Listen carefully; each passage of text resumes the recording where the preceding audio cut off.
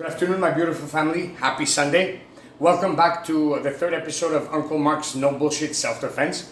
To be honest, I should have started with this episode, but my mind doesn't work that way. So the type of video I'm going to have for you today is a bit different than my usual physical whatever. Pretty much it's the basis of self-defense. Self-defense 101. Situational awareness.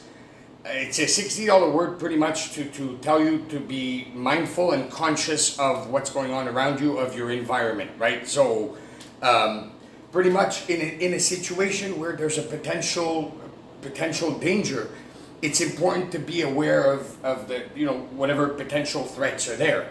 Now, this is some Jason Bourne shit, and I'm not talking about, I see dead people. Shut the fuck up, you ain't seen nobody. Keep your mouth shut. I'm not talking about that. What it is, let's say you're walking down the street, right? Eyes, ears. Eyes, basically pay attention to everyday life. Be curious. What's happening around you? Okay, this guy is, kneeling on a bench, whatever, tying his shoes. This person is jogging with their dog. This person's on their bike. Just pay attention to everything that's happening pretty much in everyday life. Now, when it comes to ears, everyday life has a normal decibel level. Anything that's above and beyond that, take note of it. Okay, this person just sneezed. This person, this is a car backfiring.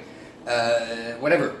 You understand what I mean? And when you're doing these things, you're actually in that moment. You're actually present, which is an aspect that will help you in everyday life, as in a potential self-defense situation. Why even get to de-escalation? Why get to the physical if you're able to perceive threats before they happen, right? Okay, it reminds me of a quote in The Matrix. If you notice, Neo at one point says to Morpheus, "Oh, you mean when I'm ready, I'll be able to dodge bullets?" Morpheus looks at him and goes, "Neo, when you're ready, you won't even have to," right? Which means that if you're able to perceive a threat, you're able to save yourself before, sorry for the expression, shit hits the fan.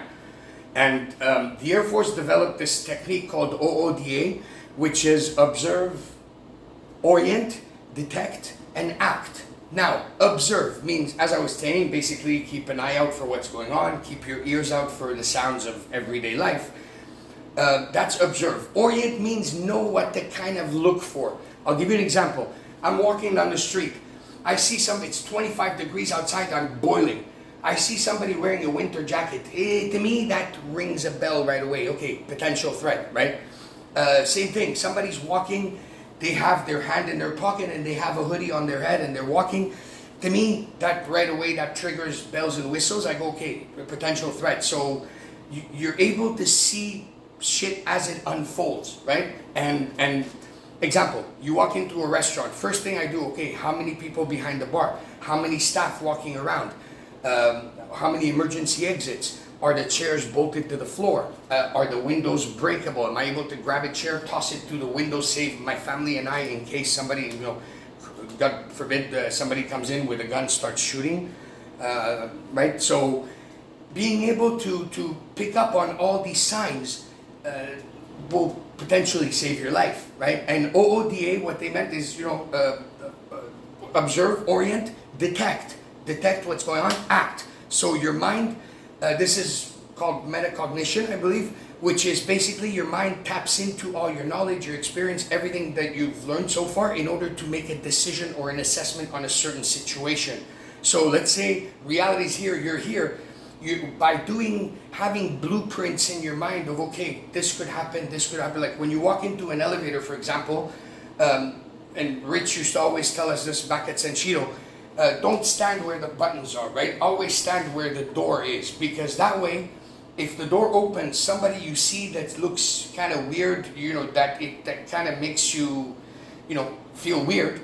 As the person comes in, you can simply walk out of the elevator instead of being stuck in the elevator. You see what I mean? Little things like that. As they say, the devil is in the detail. And I'm going to quote another movie, which is a favorite of mine. It's called The Jackal with Aidan Quinn. They want to train him to be a spy, secretly to go after some terrorists. So they put him in a room and they tell him apparently for 6 months, this place, I don't remember the details, but if you watch the movie, you'll see what I'm talking about. For X amount of time, apparently there was nobody in that apartment. And he has like a minute or 30 seconds to assess all the situation. So when he walks out, he gives them the answer that yes, there were two people, right?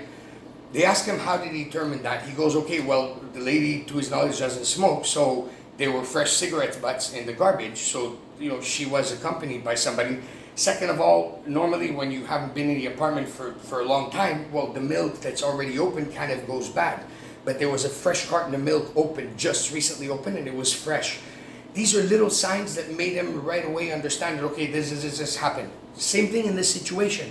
And the beauty of it is that you can even teach your young ones to work on situational awareness. It's something that you practice every day. So imagine walking in, and you can even, the beauty of it is you can even quiz your young ones after that and train their mind to pick up on things. So let's say you go to McDonald's, you take them to a restaurant, you ask them, okay, how many emergency exits did you see? Again, how many staff behind the counter? How many waiting staff walking around? Little questions like that, they'll learn to observe, and it becomes fun to do. So that's, again, I can never stress this enough. If you get good at this, right there, you got 99% of self-defense down, because you're able to perceive shit before stuff before it happens, and by observing, by knowing what to observe. Again, I was giving the example, somebody with a hoodie with their hand in their pocket walking towards me, that's gonna, right, or anywhere close to me, that's gonna trigger some bells. So know what to look for, and in a way stay as relaxed as possible, because when we tense up, we tend to go into something called critical focus, which is extremely dangerous. Always keep your vision diffused. So from here I can see you, I can see my AC, I can see my axe on the other side, I can see the side of my bed. So always keep your vision diffused, and that will help, being able to keep an eye out on everything, and in general, it's a good habit to have. So that's pretty much it for today. I wish you a fantastic morning or afternoon. Take care, and a beautiful beginning of the week. Be safe. Uncle Marc out. Turn off, you piece of crap.